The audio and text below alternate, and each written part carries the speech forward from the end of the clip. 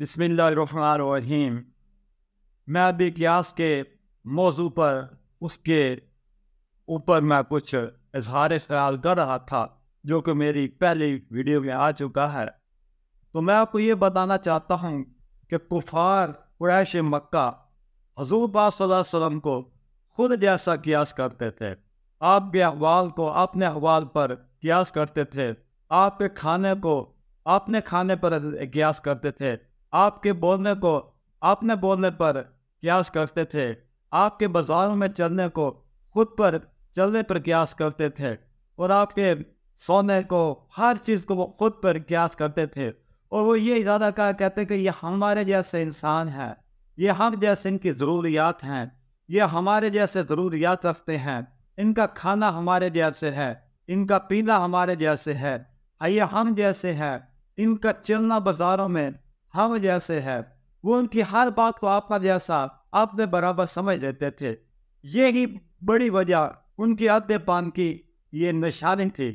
تو میرے دوستوں بھائیوں، مثال کے طور پر ہم ایک نابینا انسان کے سامنے جو ذرا بھی دیکھ نہیں رہا، جس کی آنکھوں میں ذرا برابر بھی نور نہیں ہے، آنکھیں اس کی بالکل بند ہے، اس کے سامنے ہم چند لوگ کھڑے کر دیتے ہیں اور ہم اسے یہ کہتے ہیں کہ یہاں پہ بتائیے زید یہاں پر کون کھڑا ہوا ہے، بکر کہاں پر کھڑا ہوا ہے، اسلم کہاں پر کھڑا ہوا ہے۔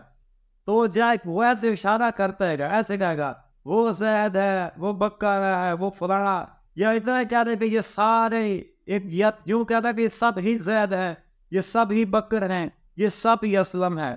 اسی طرح کہہ دے کیونکہ اس میں کوئی پہچان نہیں ہے، وہ نابینا ہے، وہ ان کے درمیان یہ خط امتیاز نہیں کھا سکتا، وہ ان کے درمیان یہ ایک فرق کو یہ نہیں واضح کر سکتا کہ یہ کون ہے۔ اس کی وجہ کیا ہے کہ اس کے ایک وقت بینائی نہیں ہے۔ اسی طرح اسی کو میں قیاس کرتا ہوں ایک نابینا، دل کے نابینا انسان پر جو کہ کفار تھے۔ ان کی یہی مثال تھی کہ وہ ان کو ہر انسان آپ نے جیسا نظر آتا، وہ کہتے کہ جیسے ہم ہیں ویسا وہ بھی ہیں، جیسے ہم ہیں اسی طرح خدا کے رسول بھی ہم جیسے ہیں۔ یہی بڑی وجہ ان کی یہ کفر کی تھی۔ تو میرے دوستوں بھائیوں، ہم جس ہستی کا ہم کلمہ پڑھتے ہیں وہ ہم جیسی نہیں ہے، بالکل ہم جیسی نہیں ہے، ہم سے بہت بلند ہے۔ زمین اور آسمان کا فرق ہے۔ زمین اور آسمان یہ کوئی نام زبان لینے سے اس کے فاصلے نہیں بیان ہو سکتے۔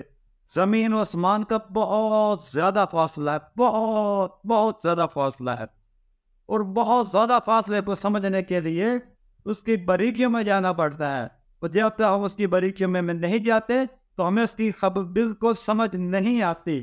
تو یہی وجہ ہے کہ ہم حضور پاک صلی اللہ علیہ وسلم کا کلمہ پڑھتے ہیں۔ زیادہ لوگ یہ کہتے ہیں کہ مدینہ کے وانی خاک میں، نعوذ باللہ، کہ آپ خاک میں چلے گئے، آپ قبر میں دفن ہے اور آپ کی حیات کا قصہ ہمیشہ کے لیے ختم ہو چکا ہے۔ میں ان لوگوں سے کہتا ہوں، میں ان مسلمانوں سے کہتا ہوں کہ آپ حضور کی زندگی کو اپنے زندگیوں پر قیاس مت کیا کریں۔